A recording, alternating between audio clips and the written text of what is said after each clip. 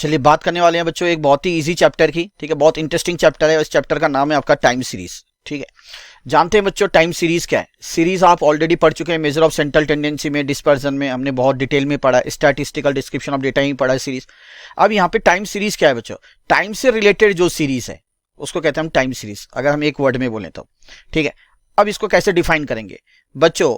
Time के अनुसार जो आप डेटा कलेक्ट करते हो या जो ऑब्जर्वेशंस आप कलेक्ट करते हो, उसे रिकॉर्ड करते हो, उसे ऑब्जर्व करते हो, ठीक है, वो कहलाती है आपकी सीरीज। तो अर्थात हम सीधा अगर बोलें तो यहां पे देखो क्या लिखा है, a set of statistical observations या डेटा जो आप कलेक्ट कर रहे हो उसको फिर रिकॉर्ड कर रहे हो, मतलब नोट कर रहे हो, उसको ऑब्जर्व कर रहे हो, किस हिसाब से? In chronological order. Chronological order का मतलब हो गया, जैसे अगर आप वीकली का ले रहे हैं तो बच्चे आपको क्या मंडे, ट्यूसडे, वेडनेसडे, थर्सडे ऐसा लेना पड़ेगा।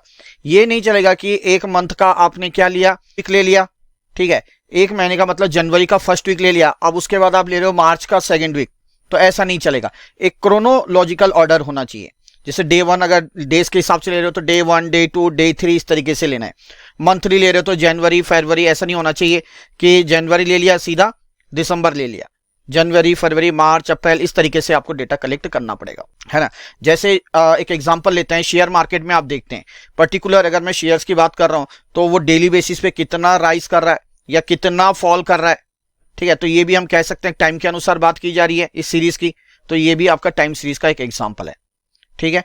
तो वही लिखा है कि आप वीकली कलेक्ट कर सकते हो, मंथली, ईयरली, ठीक है। तो ये सारा क्या बता रहा है? This is nothing but time ही तो शो कर रहा है मेरे बच्चे, ठीक है। जैसे प्राइस डेली बेसिस पे, जैसे मैंने अभी कहा कि प्राइस बढ़ रहा है, मंथ के बेसिस में कितना प्राइस बढ़ रहा है, प्रोडक्शन कितना हो रहा है, अगर मैं बिजनेस पर्पज से बात करूं, लोग की पर कैपिटा इनकम कितनी बढ़ रही है, कितनी घट रही है।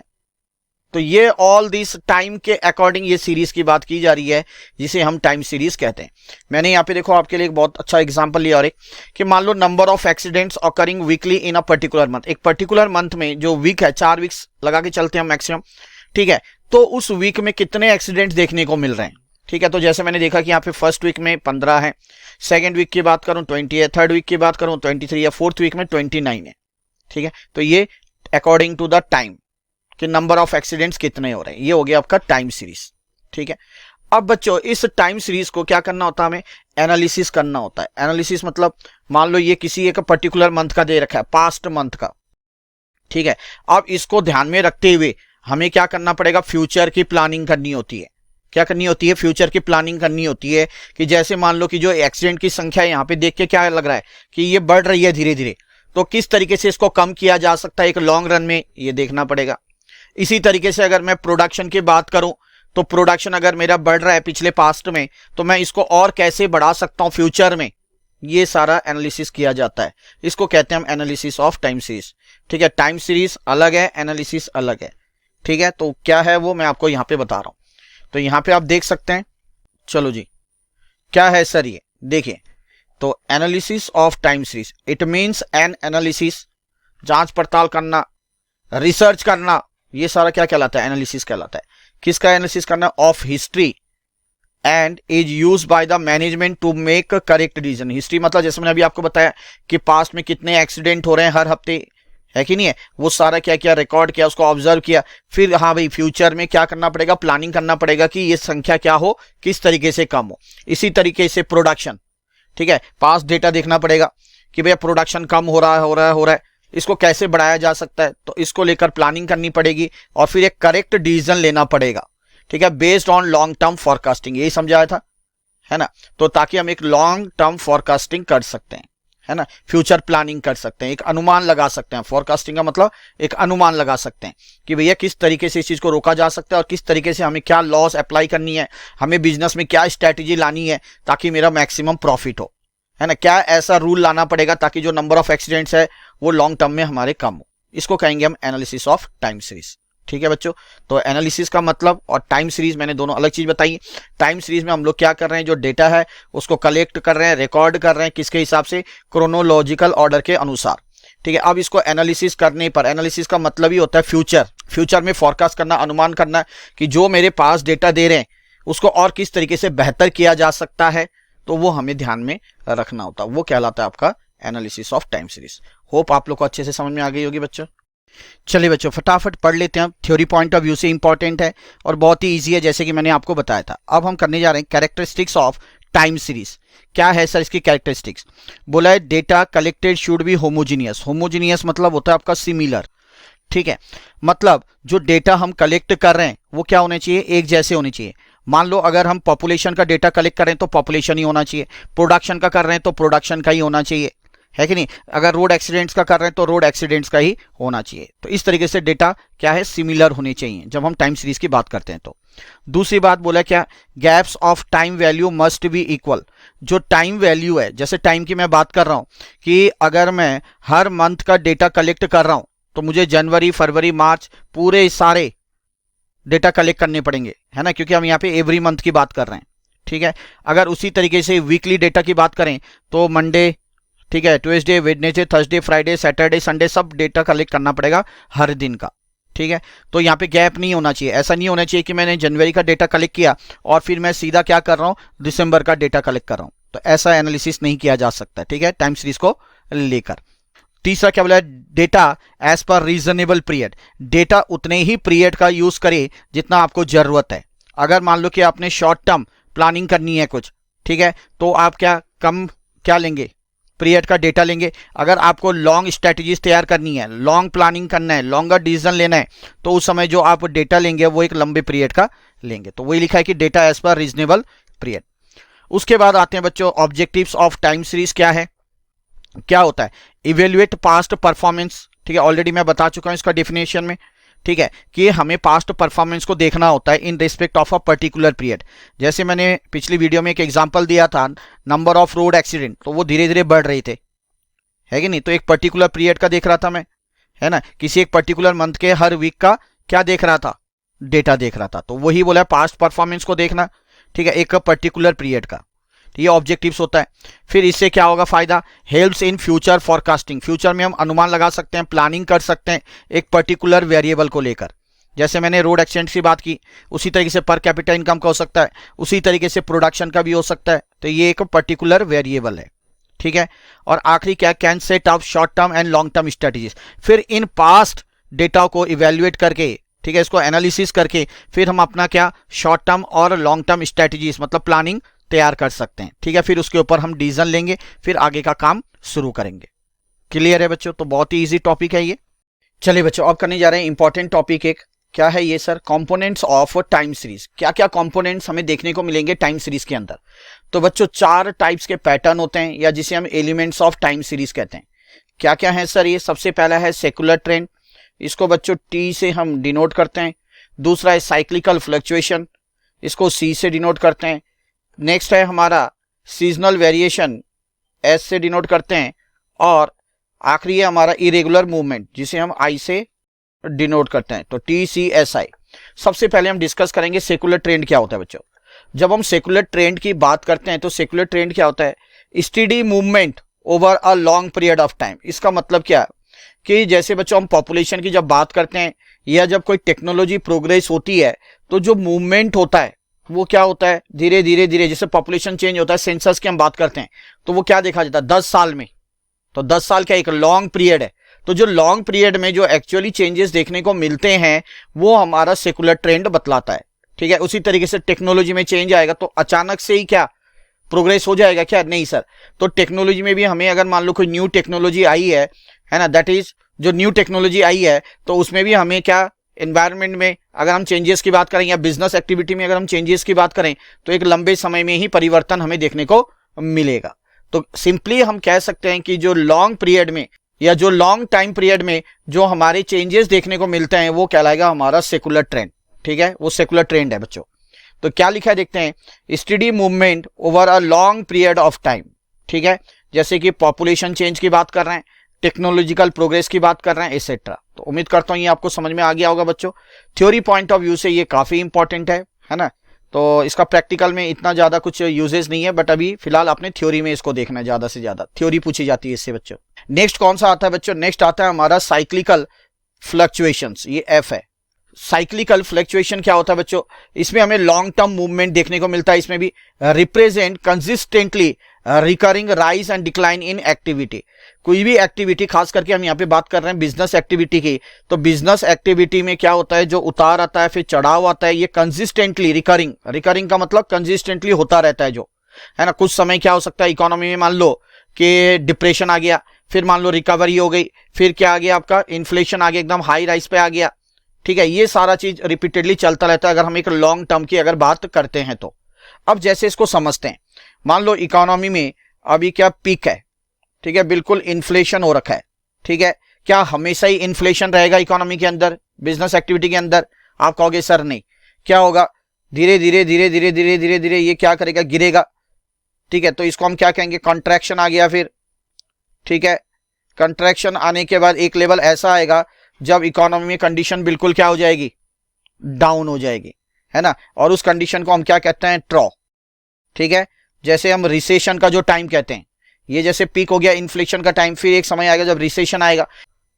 अब क्या बिजनेस एक्टिविटी में क्या हमेशा आपका क्या रिसेशन रहेगा? नहीं सर, ये कभी ना कभी रिकवरी करेगी, तो फिर यहां से ये धीरे धीरे धीरे धीरे धीरे धीरे धीरे धीरे धीरे धीरे ये क्या करनी जाएगी, रिकवरी करेगी, ठीक है बच्चों। तो ये आपके ये फेसेस आपको देखने को मिल रहे हैं, ठीक है।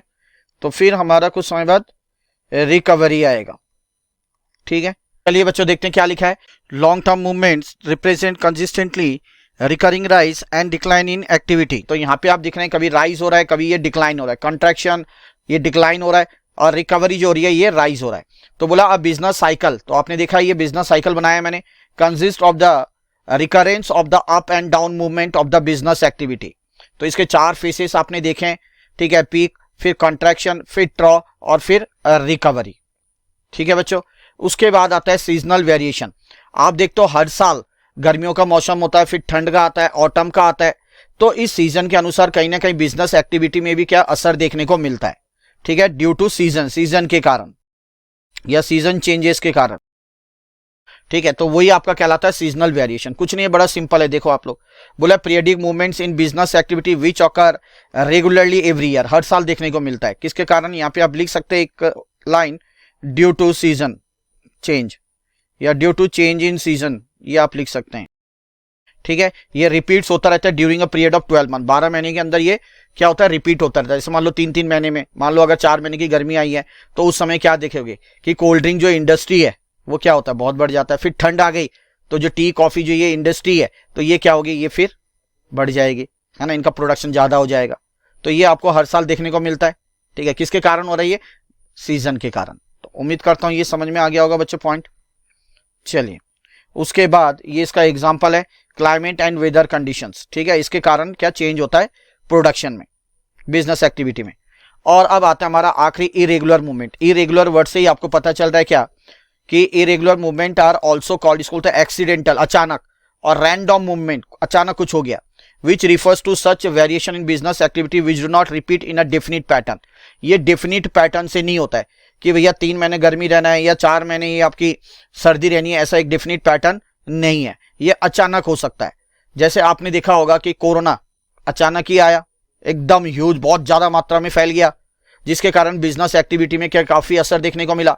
फ्लड आ गया, अर्थक्वेक आ गया, तो ये अचानक ही आ जाते हैं बच्चों, ये एक्सीडेंटल कहते हैं, ठीक है। इसके कारण जो डिमांड होता है वो डिमांड में काफी चेंजेस देखने को मिल जाती हैं। तो वही यहाँ पे एग्जांपल दे रखा है, flood, earthquake, corona results in sudden change in demand. तो सडन चेंज आपको डिमांड में देखने को मिलता है। तो इस टाइप के मूवमेंट को हम क्या कहते हैं, इरेगुलर मूवमेंट्स कहते हैं, ठीक है। तो ये 4 बच्चों हम लोगों ने क्या मूवमेंट पढ़ी है, ठीक है, या कह सकते हैं 4 ये जो ट्रेंड है टाइम सीरीज के, ये हमने डिटेल में जाना है। तो उम्मीद करता हूं ये आप लोग को समझ में आ गया होगा बच्चों। चलिए बच्चों अब करने जा रहे हैं हम model of decomposition of time series. ये क्या है बच्चों, मॉडल ऑफ डिकम्पोजिशन, इसको बोलेंगे बच्चों हम टू ब्रेक करना है क्या, डेटा ऑफ टाइम सीरीज के डेटा को into 4 individual components, 4 individual components के रूप में डिवाइड करना, ठीक है। और वो 4 कंपोनेंट्स क्या हैं वो ऑलरेडी हम पढ़ चुके हैं अभी, है ना। जैसे सेकुलर ट्रेंड पढ़ा था, मैंने कहा था उसको टी से डिनोट किया जाता है, या इसे हम ट्रेंड वेरिएशन भी कहते हैं। दूसरा पढ़ा था हमने साइक्लिक वेरिएशन, तीसरा पढ़ा था बच्चों सीजनल वेरिएशन, और चौथा इरेगुलरिटीज, ठीक है। तो ये 4 चीजें हैं, तो क्या करना है, टाइम सीरीज के डेटा को इंडिविजुअली 4 कंपोनेंट्स में डिवाइड करने को ही हम क्या कहते हैं, model of decomposition of time series. अब इसके अंदर हमें 2 मॉडल देखने को मिलेंगे। क्या, एक है एडिटिव मॉडल, जहां पे इन चारों को ऐड किया जाएगा, बस सिंपली इतना याद रखना है। इसको कहते हैं हम observe values of time series which is denoted by Y, है ना, कि टाइम सीरीज की ऑब्जर्व जो हमने वैल्यूज कर रखी है, ठीक है, वो क्या आएगा, तो इन चारों कंपोनेंट्स को हमें क्या करना पड़ेगा, ऐड करना पड़ेगा। टी का मतलब ट्रेंड वेरिएशन या सेकुलर ट्रेंड, सी का मतलब साइक्लिक वेरिएशन, एस का मतलब सीजनल वेरिएशन और आई का मतलब इरेगुलरिटीज वेरिएशन। ये ऑलरेडी हम पढ़ चुके हैं, ठीक है। अब यहाँ पे एक चीज ध्यान रखना है, क्या, पहली चीज, इट इज एज्यूम दैट, ये माना जाता है कि 4 components are independent of one another, एक दूसरे के साथ ये डिपेंडेंट नहीं है, इंडिपेंडेंट है, ठीक है। Movement in any particular component, अगर एक पर्टिकुलर कंपोनेंट में कोई मूवमेंट आता है, कोई चेंजेस आती हैं, तो are not affected by the other components, तो अदर कंपोनेंट्स में कोई इफेक्ट नहीं होगा, या अदर कंपोनेंट के में चेंज आने के कारण उस पर्टिकुलर जिस ट्रेंड की हम बात कर रहे हैं उसमें कोई परिवर्तन नहीं आएगा। सारे के सारे इंडिपेंडेंट है, कहने का मतलब है सीधा सीधा। आगे क्या बोला, all the 4 components are expressed in their original units, ये चारों के चारों अपने ओरिजिनल यूनिट्स पे ही क्या करते हैं, डिफाइन करते हैं, एक्सप्रेस करते हैं। एंड कैन टेक पॉजिटिव और नेगेटिव वैल्यूज, अब इनकी वैल्यूज पॉजिटिव भी हो सकती है और नेगेटिव भी हो सकती है, ठीक है बच्चों, सबके अलग अलग यूनिट्स होंगे। तो उम्मीद करता हूं आपको समझ में आ गया होगा ये चीज। अब इसका दूसरा मॉडल है जिसको हम कहते हैं मल्टीप्लीकेटिव मॉडल। ये क्या है, इसके लिए अगर हम y देखें, observe values of time series, तो यहाँ पे मल्टीप्लाई किया जाता है इन चारों कंपोनेंट को, ठीक है। ये सारे क्या होते हैं मैंने आप लोगों को बता रखा है। इसमें क्या ध्यान रखना है, it is assume that 4 components are independent और interrelated which each other, ठीक है। यहाँ पे क्या इंटर डिपेंडेंट है और यहाँ पे क्या था, इंडिपेंडेंट, देखना ध्यान रखना, अलग अलग, यहाँ निर्भर नहीं है एक दूसरे के ऊपर, यहाँ पे क्या है, यहाँ पे निर्भर है, इसलिए इसको मल्टीप्लाई कर दिया। यहाँ पे क्या बोला गया, only trend is expressed in original values, यहाँ पे ये जो 4 कंपोनेंट है इसमें जो सिर्फ ट्रेंड वाला है, सेकुलर ट्रेंड, ठीक है, ये सिर्फ ओरिजिनल वैल्यूज होगा इसका, ठीक है, only it will be expressed in original values. बाकी के जो 3 है, ठीक है, जो सी है दैट इज आपका साइक्लिक वेरिएशन, सीजनल वेरिएशन और आपका इरेगुलरिटीज, ठीक है, इनकी कोई यूनिट नहीं होगी। ये किस में एक्सप्रेस होंगे, ये परसेंटेज में होंगे या परसेंटेज रिलेटिव्स में होंगे। तो बोला rest of 3 components are express as relative, जैसे रेशियो फॉर्म में या परसेंटेज फॉर्म में ये एक्सप्रेस होंगे बच्चों, ठीक है। सिर्फ इसी का ही क्या होगा, ओरिजिनल यूनिट होगा, किसका, सेकुलर ट्रेंड का। ये था हमारा मल्टीप्लिकेटिव मॉडल। तो उम्मीद करता हूं समझ में आ गया होगा बच्चों। चलिए बच्चों, अब स्टार्ट करने जा रहे हैं हम एक बहुत ही खूबसूरत टॉपिक, जो है हमारा मेजरमेंट ऑफ ट्रेंड, ठीक है। किस तरीके से हम ट्रेंड को मेजर कर सकते हैं वो देखने वाले हैं। ट्रेंड का मतलब मैं आपको ऑलरेडी समझा चुका हूं कि डायरेक्शन, है ना। जैसे कि मान लो कि मैंने आप लोगों को एक एग्जांपल से बताया था, जैसे अलग अलग ईयर में सेल्स दे रखा है। अब ये जो सेल्स है, ठीक है, ये बढ़ रही है या घट रही है, तो ये बढ़ना घटना ये एक्चुअली क्या बता रहा है, डायरेक्शन बता रहा है, और this is said to be as trend. ये बताया था मैंने आप लोगों को, जी सर। अब बच्चों अगर मैं इसकी बात करूं तो इसके अलग अलग मेथड हैं, तो हम एक एक करके सारे मेथड डिटेल में देखने वाले हैं। तो पहले एक बार जस्ट आप लोगों को बता दूं कौन कौन से मेथड है। सबसे पहला है आपका फ्री हैंड मेथड बच्चों, क्लियर। और इस फ्री हैंड मेथड को हम और ग्राफिकल मेथड भी कह सकते हैं। चलिए जी, नेक्स्ट मेथड आता है सर अब हमारा, वो होता है सेमी एवरेज मेथड, ठीक है। ये जब हम डायग्राम बनाएंगे तब जाके हमें और डिटेल में समझ में आएगा क्या होता है ये। उसके बाद आता है बच्चों आपका मूविंग एवरेज मेथड, और आखिरी और एक मेथड है इसमें जिसका नाम है बच्चों लीस्ट स्क्वायर मेथड। चलिए जी, तो ये 4 मेथड हैं, तो एक एक मेथड हम डिटेल में देखेंगे। सबसे पहले मैं स्टार्ट करने जा रहा हूं आपका फ्री हैंड मेथड या ग्राफिकल मेथड से। चलिए बच्चों, सर ये होता क्या है, ठीक है, फ्री हैंड और ग्राफिक मेथड। तो बोला गया बच्चों कि ये एक बहुत ही सिंपल मेथड है, ठीक है, ट्रेंड को स्टडी करने के लिए। तो बाकी के पॉइंट्स में आपको धीरे धीरे बताऊंगा, पहले हम लोग डायग्राम के माध्यम से समझेंगे, ठीक है, ग्राफ में किस तरीके से प्लॉट किया जाता है ये जानेंगे, फिर ये पॉइंट एक एक करके मैं आपको डिटेल में बताऊंगा, ठीक है, ताकि आप लोगों को कोई भी कंफ्यूजन ना रहे। अब देखो बच्चों क्या बोला है क्वेश्चन में, ड्रॉ या fit a trend line from the following data bye graphical और फ्री हैंड मेथड। आपको यहाँ पे डेटा गिवन है, ये आपका ईयर गिवन है 20x1, 20x2, 20x3, इसी तरीके से आगे गिवन है। सेल्स की बात करूं तो इन लैक्स में गिवन है ये 30, 32, 34, 31। अब इसे हमें क्या करना है, अब इसे हमें ग्राफ में प्लॉट करना है। तो कैसे करना है ये मैं आप लोग को आराम से समझा रहा हूं, एक एक चीज आप लोगों ने बड़े आराम से समझना है, ठीक है। चलो तो यहां तक हम लोग इसको ले लेते हैं और ये हमारा एक एक्सिस ले लूंगा मैं यहाँ पे एक्स को। सपोज मैं यहाँ पे ये ले रहा हूं बच्चों। अब ध्यान से एक एक चीज आपने समझना है।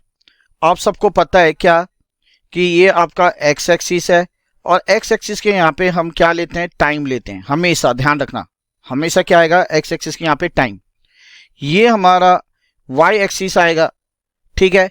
और वाई एक्सिस में हमने क्या लेना है, सेल्स को लेना है ना, जो एक्स के ऊपर डिपेंड होता है। यहाँ पे डिपेंडेंट वेरिएबल और यहाँ पे इंडिपेंडेंट वेरिएबल, ये ऑलरेडी बता रखा है आप लोग को बच्चों। तो सेल्स हम यहाँ पे ले लेंगे। अब चलो एक एक करके हम लोग प्लॉट करते हैं पहले। तो चलिए सबसे पहले यहाँ पे ले रहा हूँ बच्चों मैं x1, फिर यहाँ पे ले लेता हूँ मैं x2, फिर यहाँ पे ले रहा हूँ x3, फिर यहाँ पे ले रहा हूँ x4, फिर यहाँ पे ले रहा हूँ x5, फिर यहाँ पे x6, फिर यहाँ पे ले रहा हूँ x7, फिर यहाँ पे x8 और फिर यहाँ पे मैंने मान लो ले लिया x9, ठीक है। ये मैंने टाइम ले लिया बच्चों। अब यहाँ पे मैं क्या ले रहा हूँ, यहाँ पे मैं ले रहा हूँ वाई एक्सिस में सेल्स ले रहा हूँ यहाँ पे 25, ठीक है। यहाँ पे मैंने कर दिया 30 सर, फिर यहाँ पे 35, ये 5 का ले रहा हूँ मैं, ये 25, ये 30, ये 35, ये 40 और यहाँ पे आप ले लो 45। चलो जी, अब आपको जो ऑब्जर्वेशंस गिवन है उसके हिसाब से यहाँ पे प्लॉट करो। तो सबसे पहले देखो क्या दे रखा है, मैं रेट से कर लेता हूँ। 20x1 पे 30, तो 20x1 मतलब ये वाला, इस पे 30 दे रखा है, तो एक तो पॉइंट हमारा ये आ जाएगा। फिर 20x2 पे 32, तो 32 मतलब 30 से थोड़ा ऊपर, तो ये मैं 30 से थोड़ा ऊपर, तो यहाँ पे 32 ले रहा हूँ x2 पे, ठीक है, दिख रहा है बच्चों। फिर है x3 पे 34, तो 34 ये 35 के थोड़ा सा नीचे, ठीक है। तो ये मैंने यहाँ पे प्लॉट कर दिया, ठीक है। आराम से आप लोग समझो, कोई दिक्कत नहीं है। उसके बाद है 31 आ जाएगा x4 पे 31, अब फिर यहाँ पे आ जाएगा 30 के जस्ट ऊपर, ठीक है। यहाँ पे 31 आ गया। फिर 5 पे x5 पे देखो कितना 33 है, 30 के बाद 33 x5 पे, तो 33 ये आ जाएगा थोड़ा सा 34 के नीचे। चलो जी सर, ये भी हो गया। फिर x6 पे 35, तो x6 पे 35 है, तो x6 पे 35 ये ले लिया बच्चों, दिख रहा है आपको। फिर x7 पे 33, फिर x7 पे 33, तो x7 पे 33 ये आ जाएगा। चलो जी, फिर x7 पे 33, तो x7 पे 33 यहाँ पे आ जाएगा, ठीक है बच्चों। फिर x8 पे है 36, तो x8 पे 36, तो 35 के ऊपर ले लिया, ये दिख रहा होगा आपको। फिर x9 पे है 35, तो x9 पे है फिर 35, तो x9 पे ये 35 हमने ले लिया। अब बच्चों इनको ज्वाइन करो, ठीक है। तो उम्मीद करता हूँ ये चीज़ आपको समझ में आ गई होगी। तो सपोज ये हमने ज्वाइन किया, ठीक है। फिर ये क्या आ रहा है, नीचे आ रहा है, ठीक है। फिर ये क्या जा रहा है, ये ऊपर को जा रहा है, देखो इधर।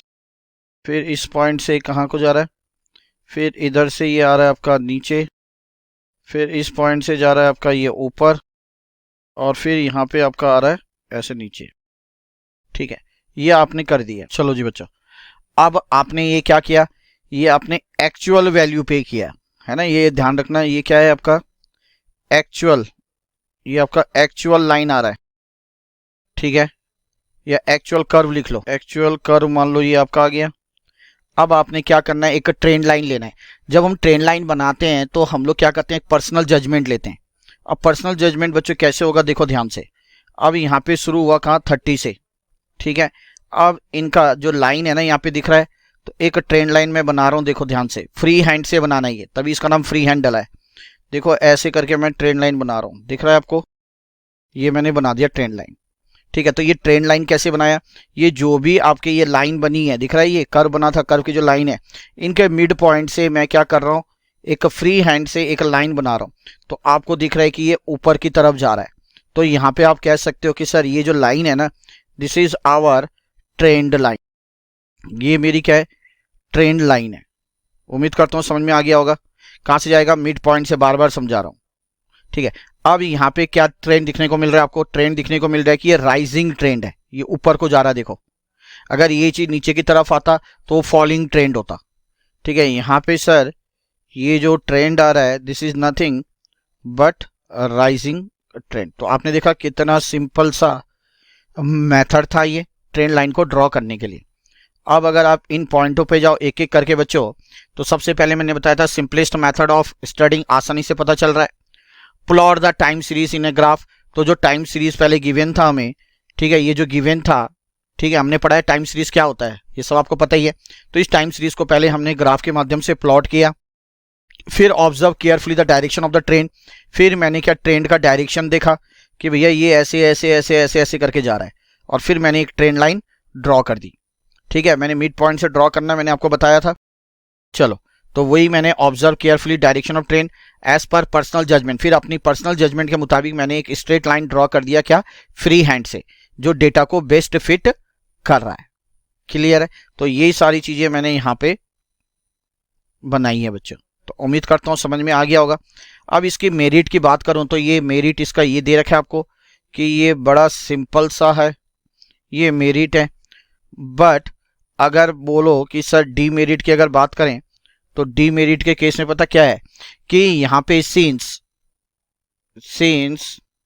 जो ट्रेंड लाइन है, since trend line is based on, ये मैं लाइन लिख दे रहा हूं क्योंकि ये बेस्ड है on based on personal judgement के ऊपर, है ना, ये पर्सनल जजमेंट के ऊपर बेस्ड है। तो द डिफरेंट इन्वेस्टिगेटर्स या द इन्वेस्टिगेटर्स जो भी हैं, इन्वेस्टिगेटर्स मे ड्रॉ डिफरेंट ट्रेंड लाइंस वो ड्रॉ कर सकते हैं of the set of same data. मतलब डेटा क्या दे रखा है, ये सेम डेटा दे रखा है। ठीक है, इसी डेटा को ध्यान में रखते हुए हो सकता है कि अलग अलग जो स्टैटिशियन है वो अलग अलग तरीके से ट्रेंड लाइन ड्रॉ कर सकते हैं, क्योंकि ये बेस्ड किसके ऊपर है, it is based on personal judgement. मैंने आपको कहा, मैंने क्या किया, मैंने यहाँ पे ऐसे ऐसे देखा, सबका मिड पॉइंट से ज्वाइन किया और मेरा ये ट्रेंड लाइन क्या आ गया, राइसिंग। हो सकता है किसी का और कुछ आ जाए, बिल्कुल यहाँ से इस तरीके से कर दे, तो ये अलग अलग देखने को मिल सकता है। ठीक है, ये इसके क्या है सर, ये इसका हो गया आपका डीमेरिट। तो उम्मीद करता हूँ आप लोग को अच्छे से समझ में आ गया होगा।